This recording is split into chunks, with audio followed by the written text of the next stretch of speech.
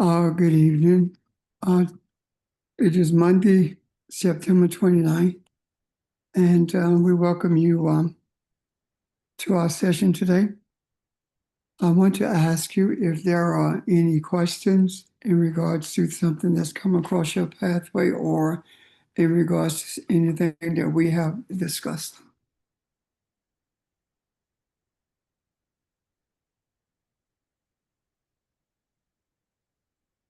No questions, no comments. Okay.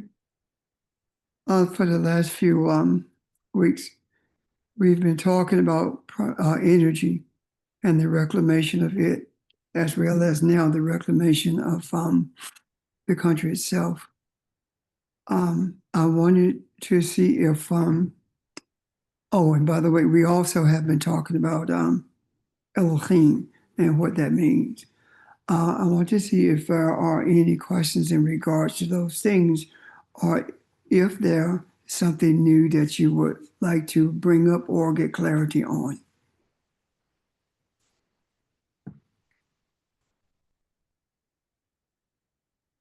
Well, I have one thing. How close we are in Daniel until this present time?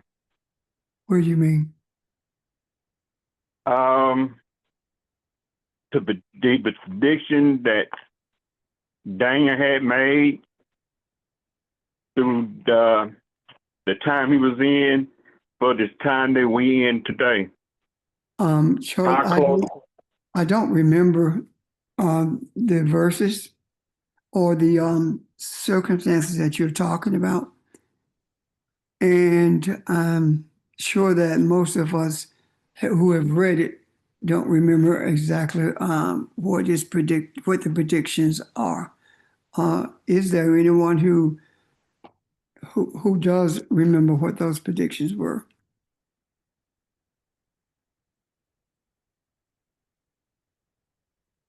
So, Charles, which chapter is that in? Well, let me explain it this way. I had read 1, 2, and 3, and maybe 4. I'm not sure. 1, 2, and 3. What, Charles? 1, 2, and 3. What? Chapters. Okay. Yes, sir. Go ahead. And it was all talking about mostly what's his name? Nebuchadnezzar. Yeah.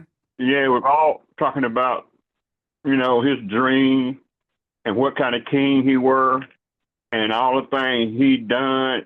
And during the time he did his thing, he always put himself he put himself in a pride position in everything he did. And he started making statues and stuff and had his kingdom to worship. And he started having dreams, and he needed his people to try to help him out interpreting the dreams, and they couldn't. So Daniel, his name was Beelzebub. I'm thinking that was his name. He had changed his name. Them names in the Bible is hard. Belshazzar. Huh? Belshazzar. Yes. And when he came to the king and interpreted his dreams, and I'm thinking that he took and made him third ruler of his kingdom once the dream was interpreted. And through all that, I think he still was thanking Daniel for his God for interpreting his dreams. And then the last of his dream, he interpreted because none of his other people could not interpret it, so they had to get Daniel again. When Daniel interpreted the last dream of what he had, he told him that he was going to be, his mind is going to lead him, and he's going to be like a beast, eating grass, just like a beast, some cows the animals that eat grass, and he was gonna be like that for so many years. I got you. Oh, you got me? Yeah. You're talking about the pride of Nebuchadnezzar and Yes, how he elevated himself above everyone, inclusive of the Creator, right. and how he changed Daniel's name and the names of those who ended up being, what is it, Shadrach. And a minute ago, Yeah.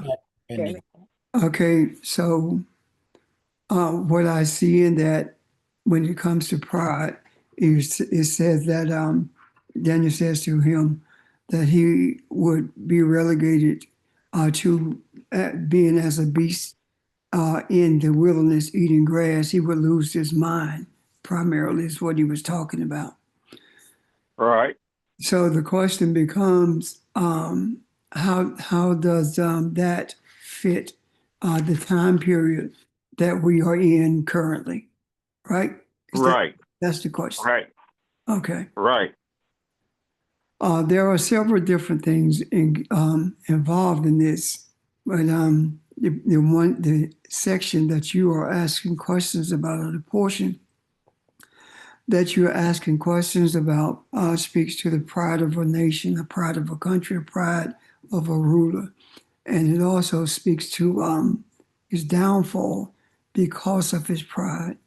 And I do believe that if we look at it through the eyes of where we are now, what we see is the pride of leadership. But it's something I want to interject here in regards to Nebuchadnezzar being sent into the wilderness as an animal eating grass. By virtue of Nebuchadnezzar being a man, and I'm going to bring it to the spiritual aspects of it in a few moments. By virtue of Nebuchadnezzar being a man and then being relegated to being as a beast in the field, that speaks volume because Nebuchadnezzar being relegated to being a beast in the field means that he was less than an animal because he had supposed to have had had better judgment than an animal, and supposedly had better interaction, had better interaction with people that he had rulership over, but he didn't. And because of that, I see him as being relegated to something less than an animal. So what it's saying is that there will come a time when there will be leadership or rulers who will elevate themselves above you, and you will not supposed to allow it to destroy who you are. Meaning that when we talked about the system that is in place now and the current administration and how it is moving in regards to humanity, what he's saying is that his mind he will lose his mind. He will lose any judgment that he had in the past. And the people who would suffer under his control will not be destroyed. They would, those people would survive every effort that he had to destroy them, every effort he put forth to destroy them. So right now, we are experiencing something similar to that, and that is the seemingly impending destruction of people who are not in line with this current administration. This destruction will not take place as it is planned. The people who are suffering at this period of time are people who actually bought into the system differently than Daniel and Shadrach, Meshach, and Abednego, different than them. They did not buy into the system. And as a result, they survived. Those who bought into the system currently are suffering tremendously, and they are feeling it. But those who did not buy into the system are not feeling that the pressure and the not having the struggles that those who bought into the system are having. And what I mean by having bought into the system, the Hispanics bragged about putting Trump in place, and now they're suffering as a result of that. The white people bragged about putting Trump in the place where he is, and they are suffering in terms of Medicare, Medicaid, health care, jobs, etc. So the moral of what I'm trying to say is that when you maintain the status as to who you are, when you maintain hold on to what you believe in, it does not matter what comes your way. You will be able to overcome it because you have embraced, not only have you embraced humanity, but you've also embraced who you are in relationship to humanity. That's the best I can do at this moment, Charles. Are there any questions or comments about that? To me, no, because I was understanding everything that you were saying, and I believe, that is happening today. Thank you. Anyone else? Is it clear? Audrey, you're muted. You're muted, Audrey. You're still muted. Sorry. Okay. I have a question, but I'm looking for the scripture at the moment, so Okay. I'll get back to you in 1 second. Okay. It's one that's in Proverbs, and I mean, I have a paraphrase version of it, but I wanted to look at the real thing. Okay. Which chapter in Proverbs? The RSV says a man without self-control is like a city broken into and left without walls. But another version, and I'm not sure where I What got chapter this is that? from. It just caught my eye as I was looking at something. It's Proverbs 25:28. And I'm just wondering about this version because we've been talking about spiritual colonization, and we've been talking about knowing that we're Elohim, and we've been talking about spirituality versus religion. But this says, like a city that is broken into and without walls is a person who has no control over his spirit. Mm-hmm. So my question becomes, how is that? How do we have control over our spirit? Or what exactly does that mean? Has no control over his spirit.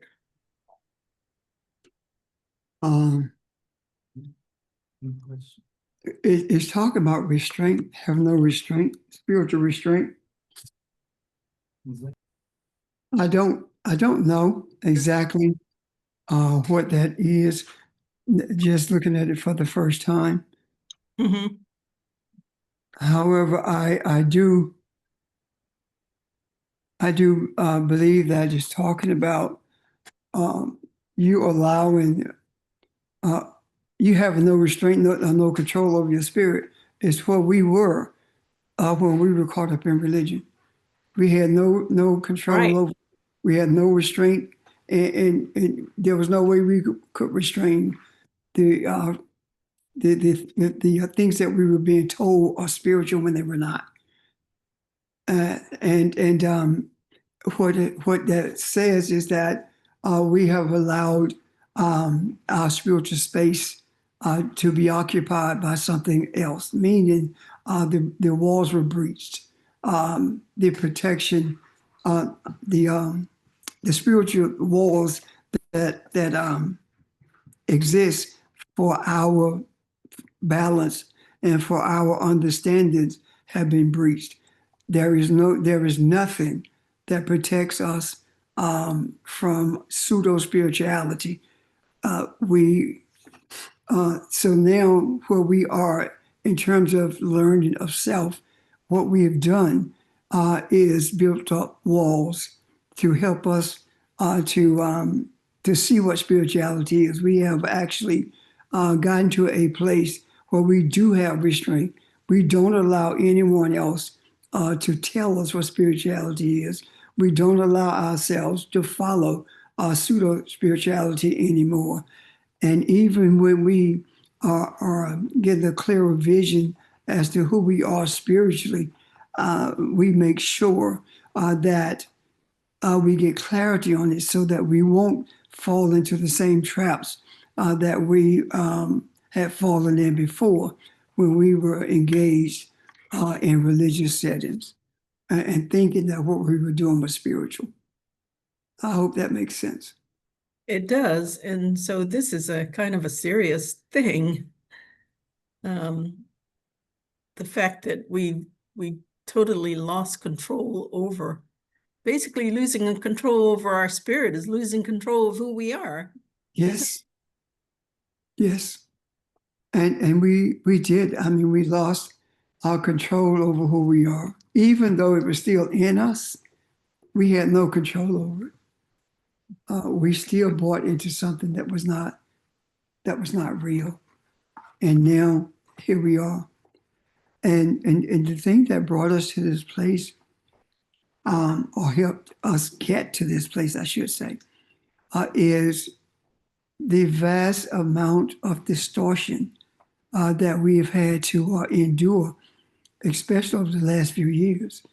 And when we start looking at those distortions, what we're going to see is the history of the distortions that we have been fed, or the history of the lies that we have been fed, and the struggle that our forefathers had in holding on to a semblance of the spirituality that was brought with them from Africa.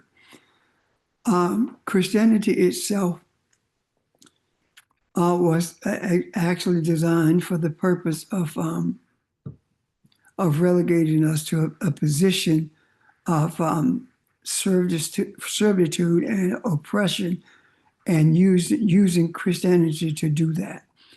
Regardless of what we may think about Christianity, we must admit that it did come through the Nile Valley. It came through Kemet. And the foundation of Islam, all of it rather, is in Kemet. Now, what happened is the perpetrators skimmed the surface. They took the words off the surface and manipulated them to say what they wanted them to say. And it was just enough truth in it to move us to a place where it was not that difficult to infiltrate our spiritual nature and make us feel as though we were engaged in spiritual acts when they were really acts of religion that was actually putting us in bondage without us really paying it any attention, or even without us noticing it. So yes, that is a very, very serious act. And now it is imperative that we recognize it for what it was and is, so that we can move forward without having to wrestle with these shackles. Any other questions or comments? Okay, so how do we then regain control over our own spirits? We have May regained. I ask, Go ahead, Barb. may I ask what that was again? Psalms what, 25? 25, 28. Okay, thanks. No, Um, sorry, not Psalms, Proverbs. Proverbs 25, 28. So Yeah, where we, got it. oh, how do we regain it? We're doing that by virtue of searching for truth.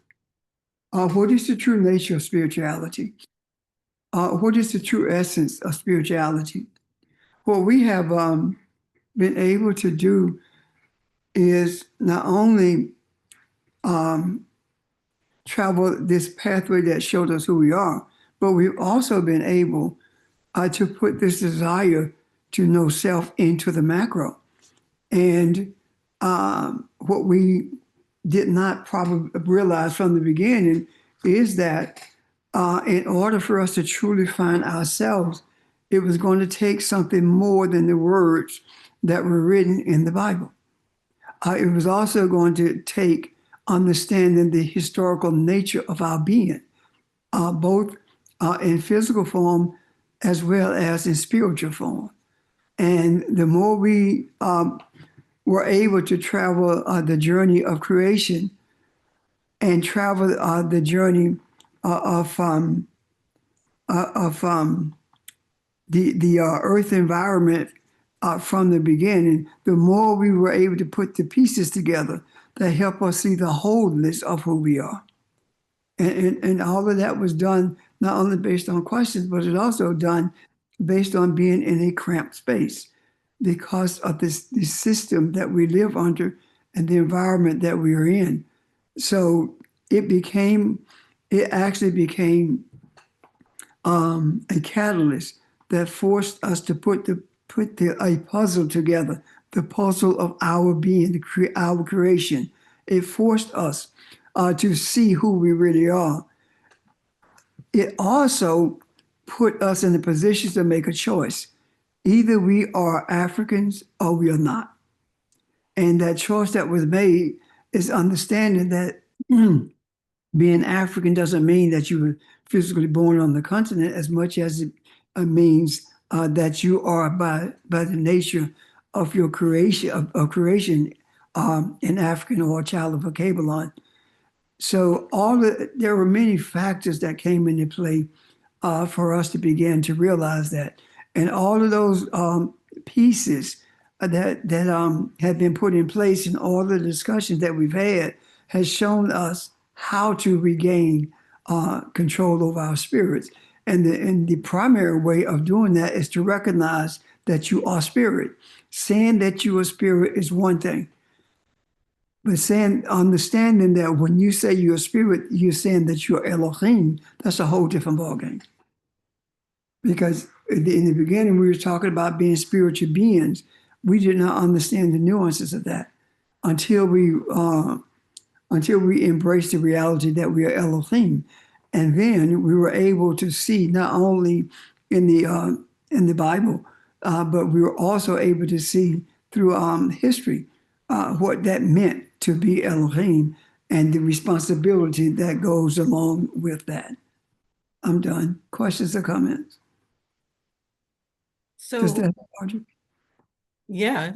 And I agree with everything you're saying, but I just wanted you to reiterate so it gets out into the macro. But Yes.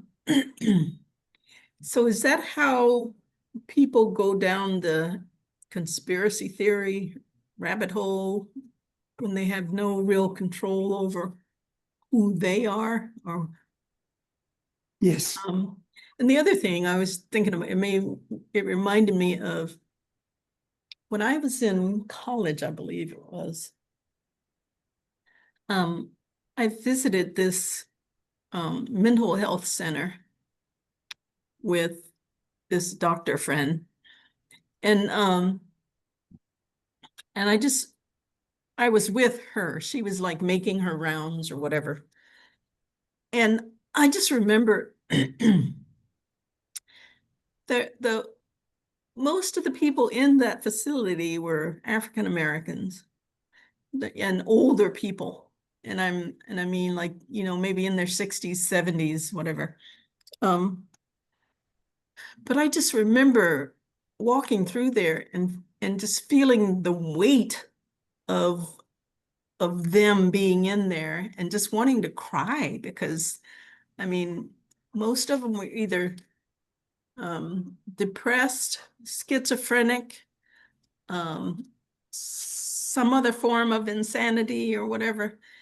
And I just think, man, for what they had to go through in their life, and I was in college back in the 70s, so you know, it was that part of our culture where, I mean, we were just coming out of, well, sort of pseudo coming out of the civil rights movement and getting sort of equal treatment. But just think about the kinds of things those people had to go through. And I know as Africans, we are very resilient, but sometimes it can be too much. The things we've had to suffer and go through and all of that, it can just be too much. So I'm glad we're putting this in the macro because I don't know what it's like today in terms of the numbers of African Americans versus others in those kinds of facilities. But just to put into the macro that we just reclaim our spirit, we reclaim ourselves. I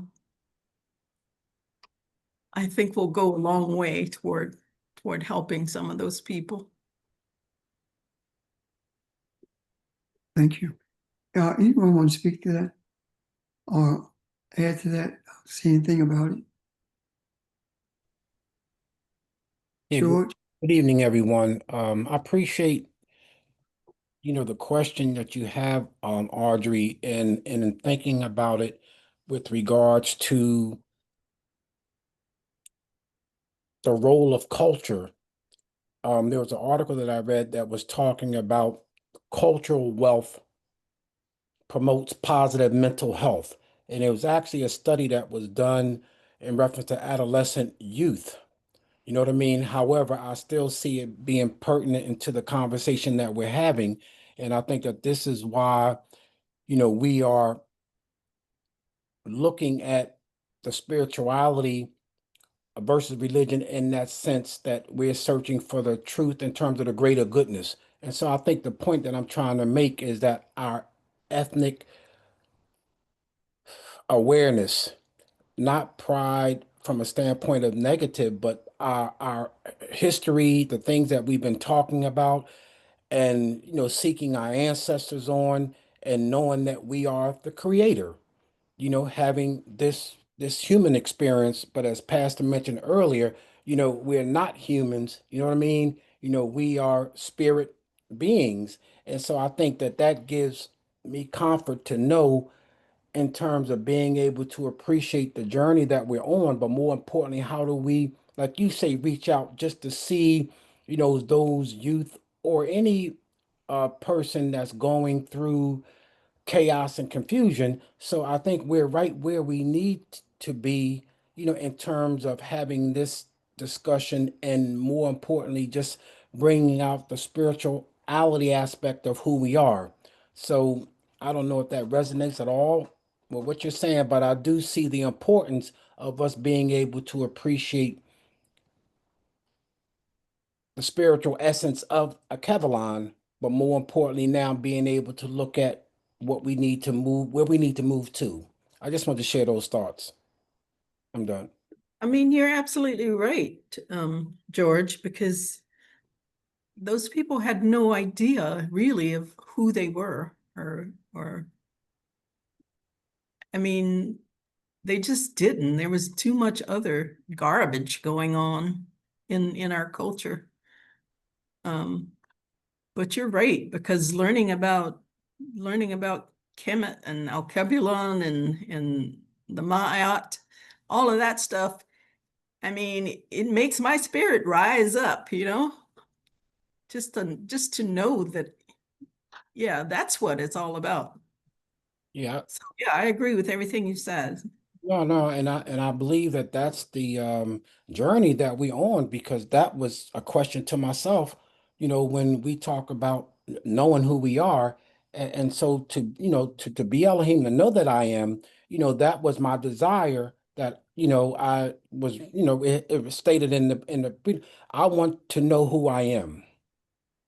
You know what I mean? But in order to know myself, know who I am, I know that I was spiritually um a spiritual being, but I had to put on this body, you know what I mean? And now, looking at it from a human perspective in terms of just the flesh, but to go back to truly know that we were spiritual beings from the beginning, you know what I mean? And we were created from water, from the nun, we were, able to appreciate that evolution in terms of knowing about the beginning. And I know we've been talking about that for a while, but I think it's resonating with me more now to appreciate the journey that we're on. So I concur with you that I think we're in divine timing of being able to ask the question, seek the truth, and put it out there in the macro, like you said, Audrey, where we can help others. I'm done again.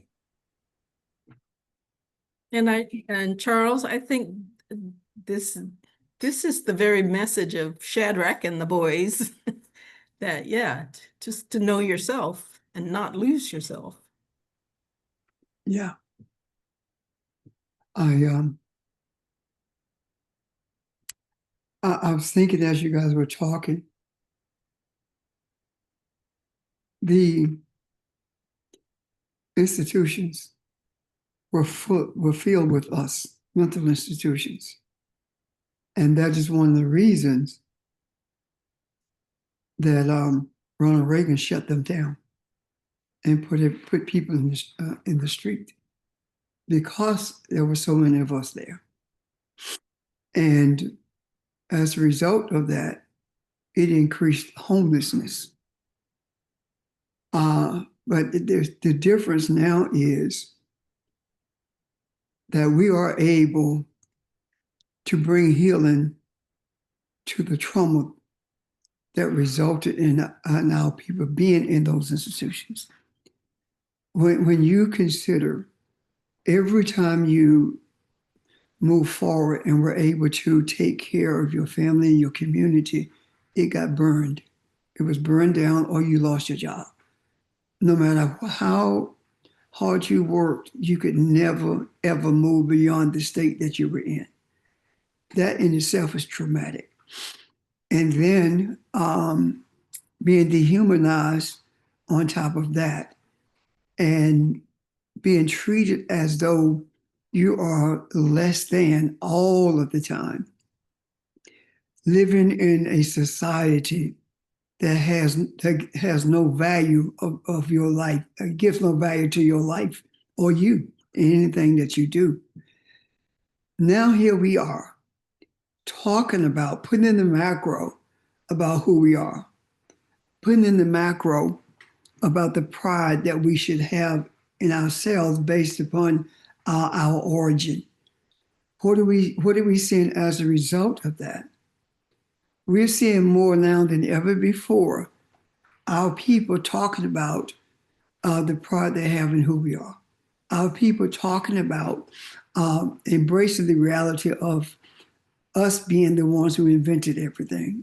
The idea of if it were not for us, there would be nothing in this country or in Europe for that matter. Why is it necessary for this to happen? We've talked about bringing healing, but I do know that we have brought more healing to our people than we could ever imagine by virtue of putting it in the macro. And by virtue of our having put it in the macro, it meaning an understanding of who we are, there are more and more of our people getting a glimpse of that. And they are responding accordingly. And what we're beginning to see also is a decrease in the violence towards each other.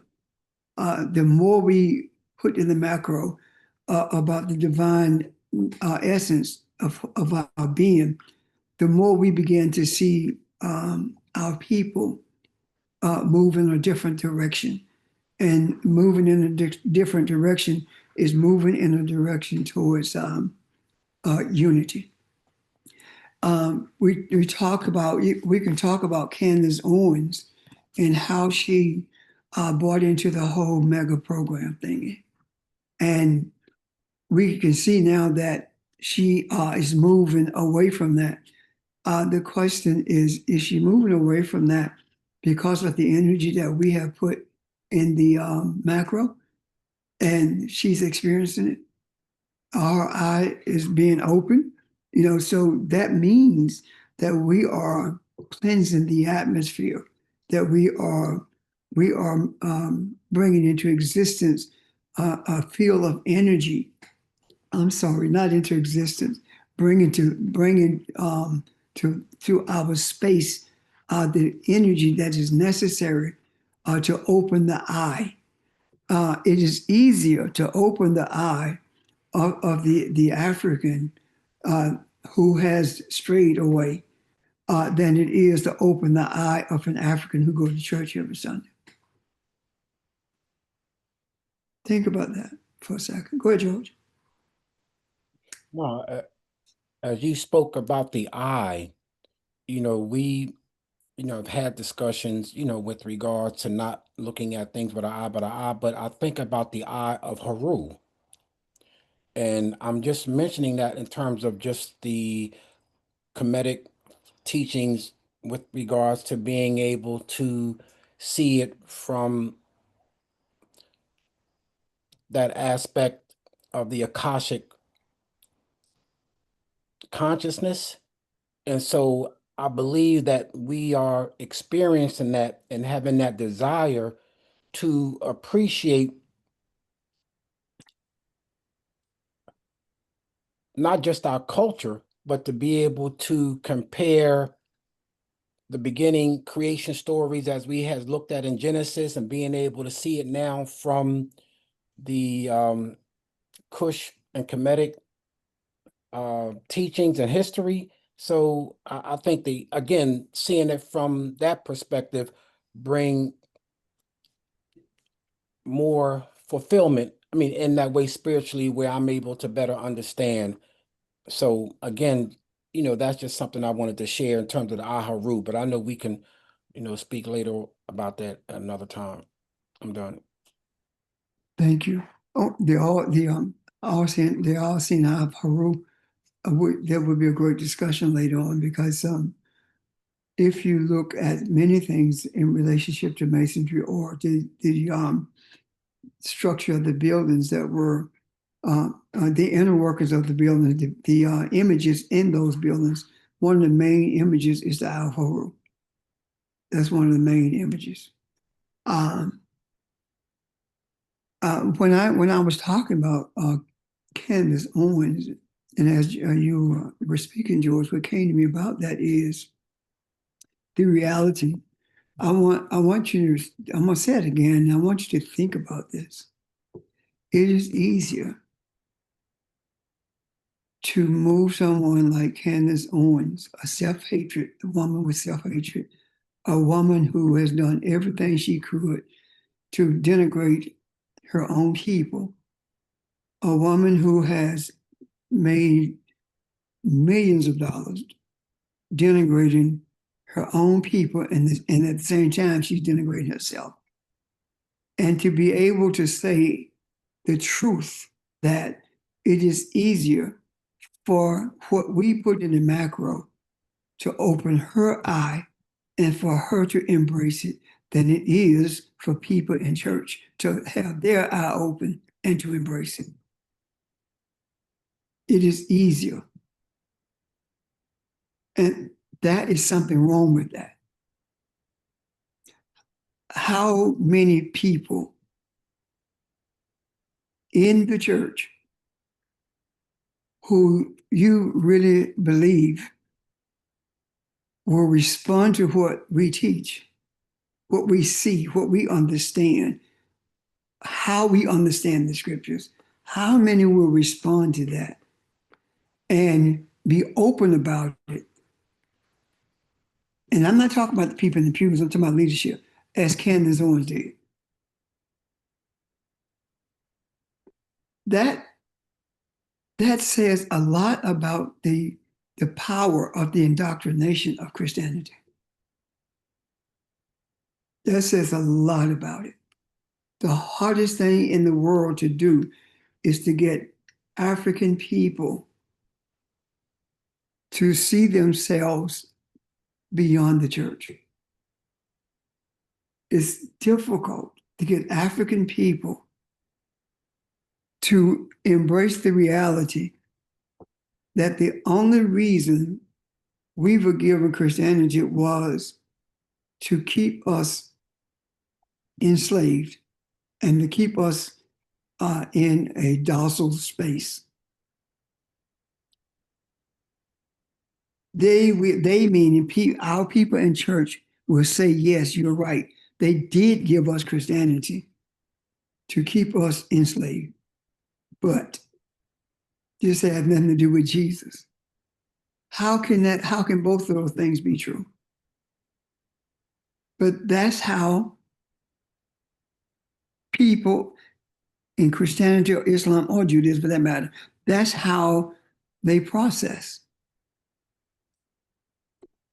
They process in a self-destructive way.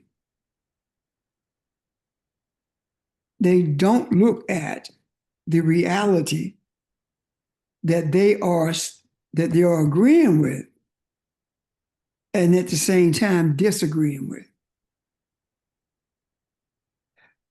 That has been one of the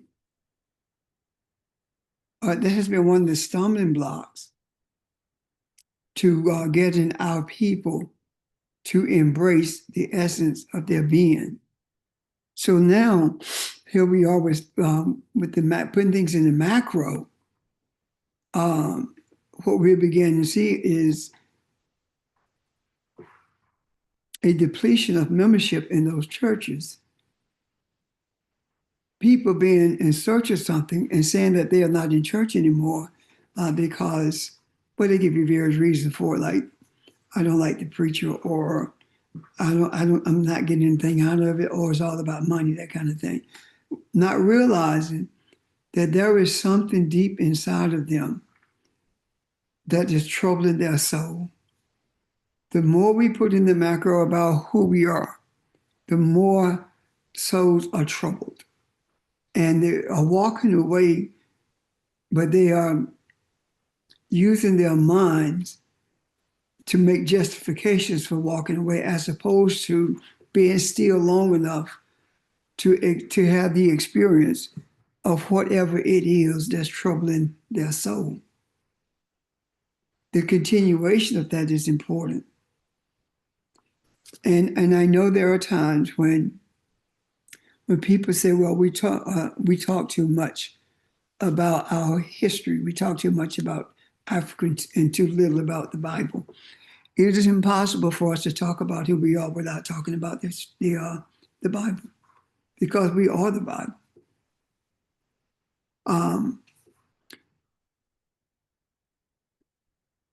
It's impossible for us to hold on to the tenements of Christianity and be Elohim at the same time. Because Christianity tells you that you cannot be God.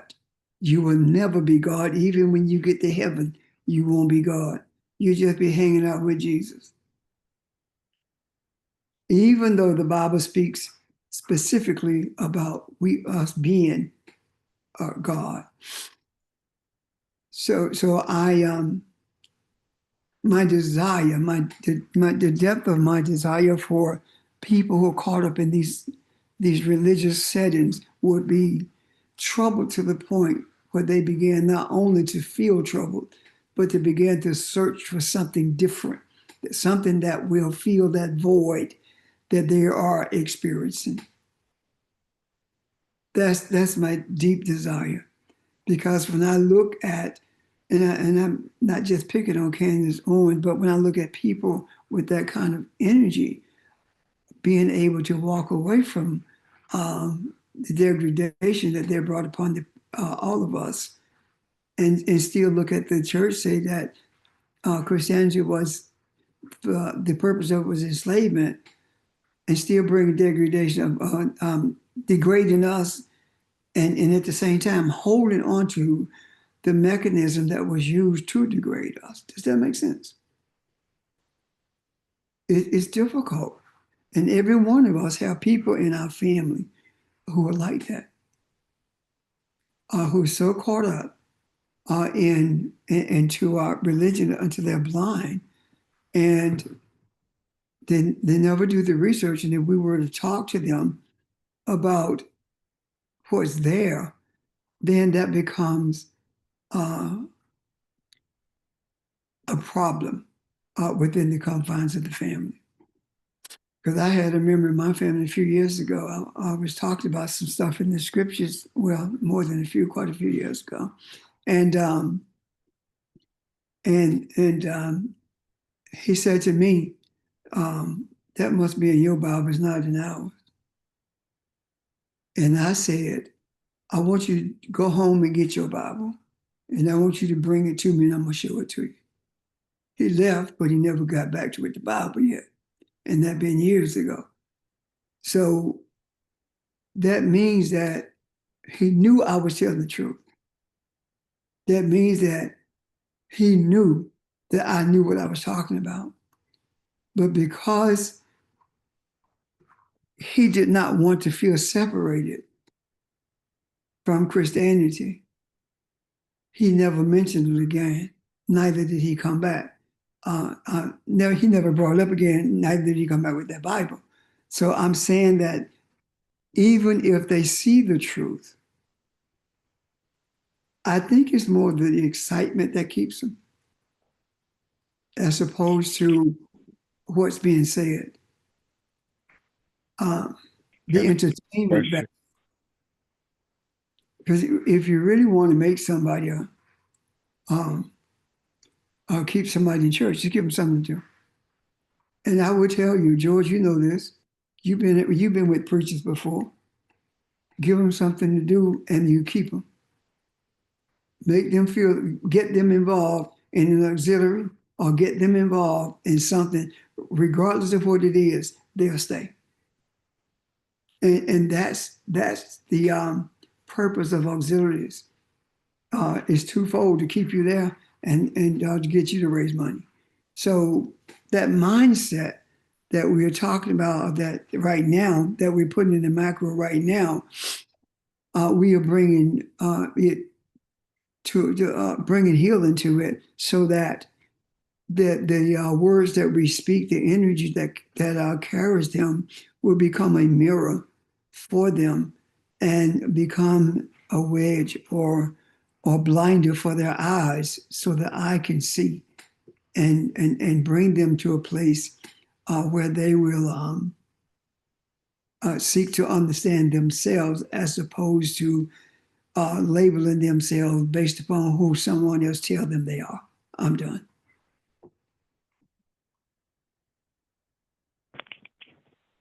I have a question. Yes, sir. Is the energy that hold people in church any different than the energy that holds people in an abusive relationship? Whereas neither feels like they know what's on the other side, nor do they know which steps to take if they walk away. I think the energy is the same, Ron. I think it's the same. Yeah. Because both of them are abused, just different types. That's what I was going to say.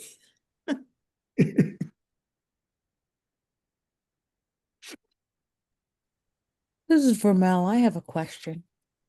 Um,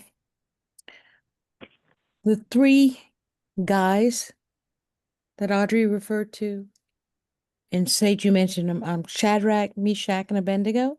What do their Yes. names mean? One who's chosen by God. Mm-hmm. All of them relate to something. One who's chosen by God, one who follows God, or something like that. But all of them relate to that. A quick study of that would be great because it will amplify the spiritual meaning of what's being said there with the names also.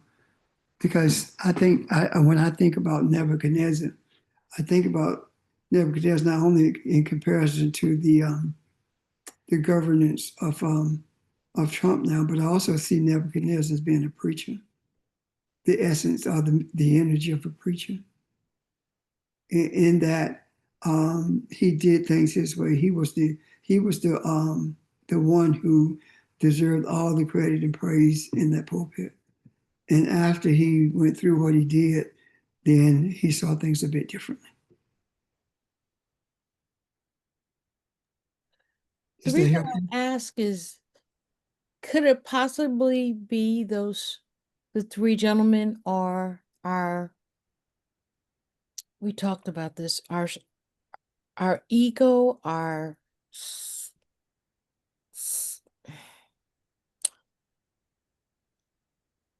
ego, our super ego. Are you talking about the Freudian thing? Yes. Could those three represent those three aspects of ourselves? Or Freud said they do. I have not looked in it. I have not looked at that with any desire to understand to know where it's coming from. Okay. I don't know. Right. It may be some of those on the phone who are more familiar with that than I, who can respond to that. All right. Thanks. Thank you. Is there anyone who see those aspects of the ego that Vermeil is talking about? Would you like to respond to her question?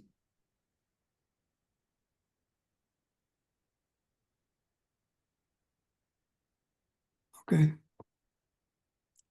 Any other questions or comments?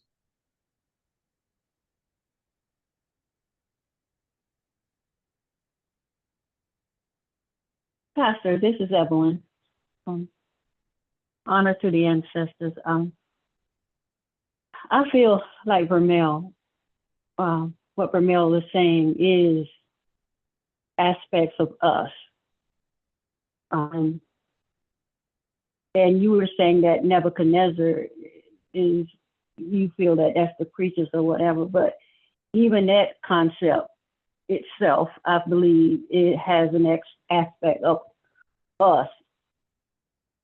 I agree. I just feel strongly about that. Yeah. Because I'm thinking about me, and I'm gonna look up the names after we get off the broadcast. But yeah, I agree with her, even though she put it in a question form. But yeah, that's all I want to say. My Thank you. response was based upon the aspects of the ego in psychology, as opposed to the aspects of Nebuchadnezzar. What is it? In the three boys. So that's why I was asking if someone understood the spiritual aspects of the ego. That's all. They were the Hebrew boys, right? The three Hebrew boys. Yeah. Okay. Yep. And since we mentioned that, please understand something. We are not Hebrew. We never have been. We're not Jews. We're not Moors. We're not Black. We're not Negroes. We are African. Period. Moors mean to be Black. Black is not an ethnicity. Black is a color. It has no country. has no spiritual origin. So we're not that. We're not any of those. And that popped in my head, Evelyn, when you said Hebrew boys. I want us to understand that the idea, the concept of Hebrew is simply a river crossing, and that was made a group of people by the ones who manipulated the Bible. It has never been an ethnic group. It became an ethnic group when they created Judaism. Yes, sir. Okay, thank you.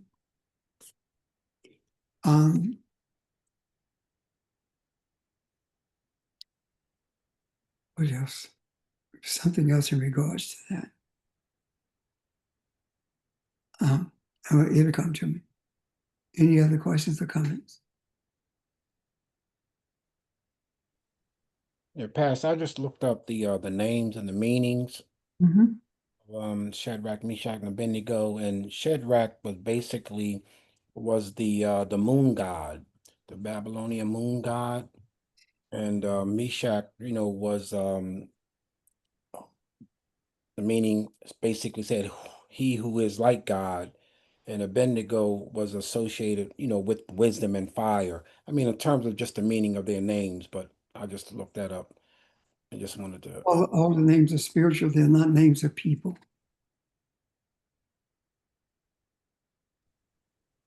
Yes. Thank you, George. George, repeat the last one. Fire and Yeah, it says the servant of Nego, a servant of Nabu, but it says the Babylonian gods associated with wisdom and fire. Wisdom and purification, then? Yeah. Yeah. So those three names were the names that Nebuchadnezzar gave them. Those were not their original names. Right. Right? No, they weren't. Okay. Shadrach, Meshach, and a bad Negro. Almost. I was looking for their original names. But anyway, that's something I'm sure that we will get into at another time. And because the original name was, for one, was Michelle, who is what God is. That's what one of them means. To be what God is. And Azaja, got to be something pertaining to Jehovah because of the J-A-H. Jehovah has helped. And Hananiah, Hananiah, God has favor. So all of these aspects of it is talking about the being God or the favor of God, those kinds of things. So every one of them is spiritual, which means again, we're not talking about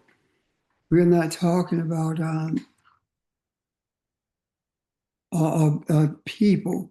Even when we talk about them having been put in the furnace, we are not talking about people not burning as much as we are talking about an attempt to destroy with fire. And I'm going to get to that in a second. But the fire became a sustainer as opposed to a destroyer. If we look at the fire as being what we were taught about our being saved and being purified, then that was meant really for our destruction, just as the fire was meant for theirs. So the thing that you intended to destroy us with, we looked at it, or you taught us and you made us to believe that it was a type of purification from our sins. And even when you tried to destroy us with it, it didn't work. And what we saw is that this fire is for spiritual awareness and for the purpose of burning off the whatever they call that stuff on gold, so that we can be who we were created to be. And I will tell you this: is we look at purity as being without blemish, and if purity meant that we were without blemish, we would not be Elohim. Are you hearing me? Because we do have blemish. Yes. Mhm. Purity means Those are this speaks to being complete. What'd you say, Barbara?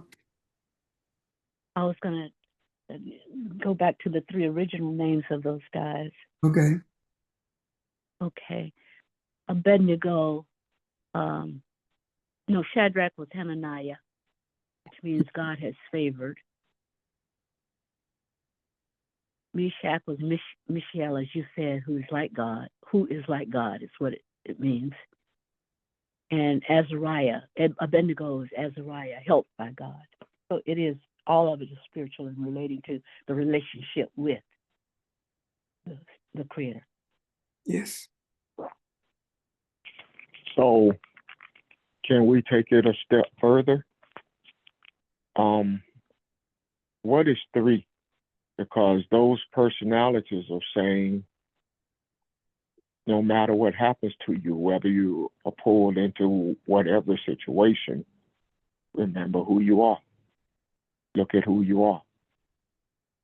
All of our names were changed, in a way. Well, George? the character change, Ron. Yeah.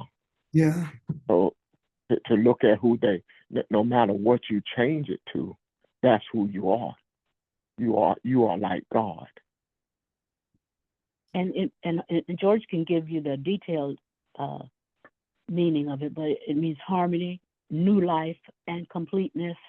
All of those are just some examples of what 3 is. So it's when we know our relationship and who we are as it relates to the Creator, we find that harmony and that peace and that newness of life, which is different from the baggage of the name given when we didn't know who we were. That we can find that completeness, all that we need when we need it, how we need it at the time we need it. We find in the meaning of knowing that we are Elohim and we are the source, and we are part of the source, and the source is us. So that completeness, that harmony, that new life, all parts of our aspects, emotional, all of that is in balance in a sense. You know, I agree with everything you're saying. When we look at the names that they were given, it was an attempt to change who they were. Like, for example, Shadrach what meant to be royal or be a scribe, and Meshach means a guest of the king, and Abednego was a servant of Nebuchadnezzar. So the names that he gave them were the names that would make them his servants or beholden to him or being under his rulership. No differently than the character change that we underwent when we were called Christians. Yes. So it was really in an attempt to convince them that they were not who they are. So, and even what happens when they refuse, or what happens when we refuse to accept the new names, now there is an effort to castigate us, to remove us from the presence of others who still hold on to those names of being a Christian who's on the way to heaven, that kind of thing. But it's not it's not the same story of us today, where Yes.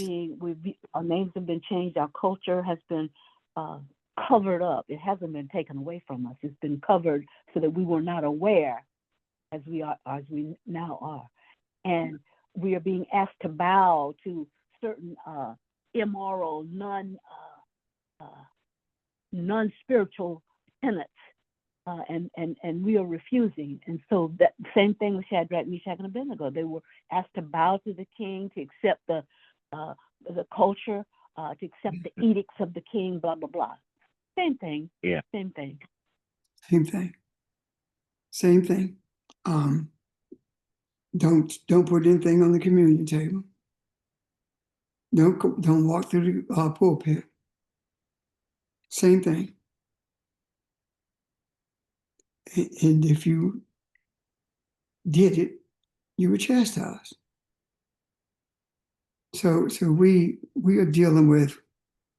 We're actually looking at what we were freed from, and that is acceptance of being servants to a king that is not really a king, being servants to a people who convinced us that they are king by virtue of coming through the Nile Valley, seeing all these black folk, and then walking away with a white Jesus. And walking through the Nile Valley, being an Arab, coming through the Nile Valley, and walking away in Islam with an Arab, as opposed to maintaining who the people are and were in that Nile Valley. And the worst of all, I guess, would be Judaism walking through, coming through with Jews from Eastern Europe. So all these things are there in the book. And I want to help us to see something too. This is not telling us about a God that's external. This is telling us about us. This is telling us how the trials that we are going to have to face before we realize who we really are. These are the trials that are laid before you that you are going to have to overcome in order for you to truly embrace that you are God, that you are Elohim. And this is how you do it. You do it by maintaining who you are without having any desires to return to that space that you left.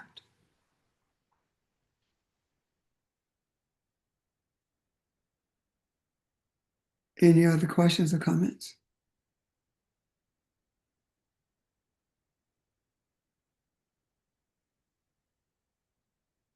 Okay.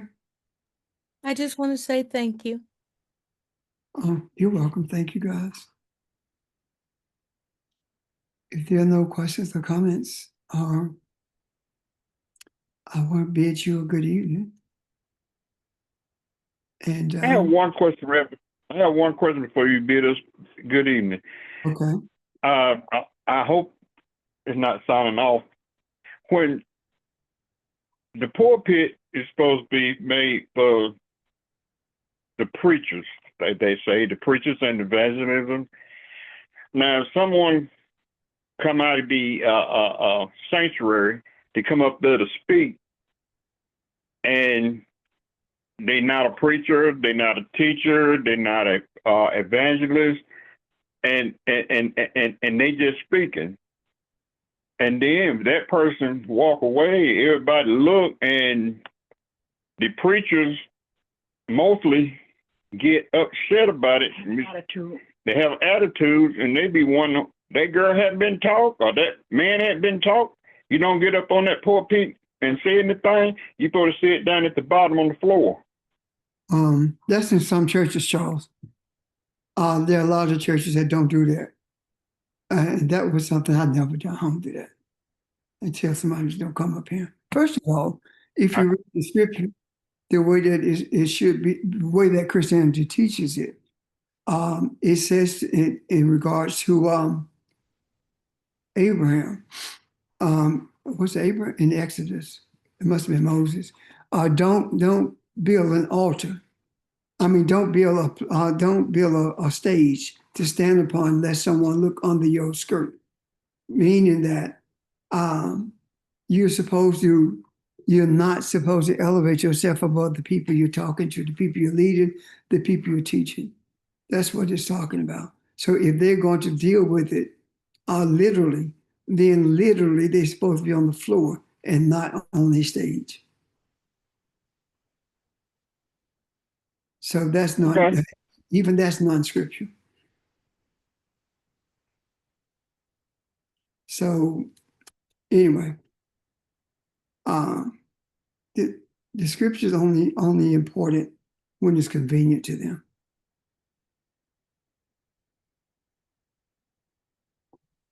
So anyway, I was done, boss.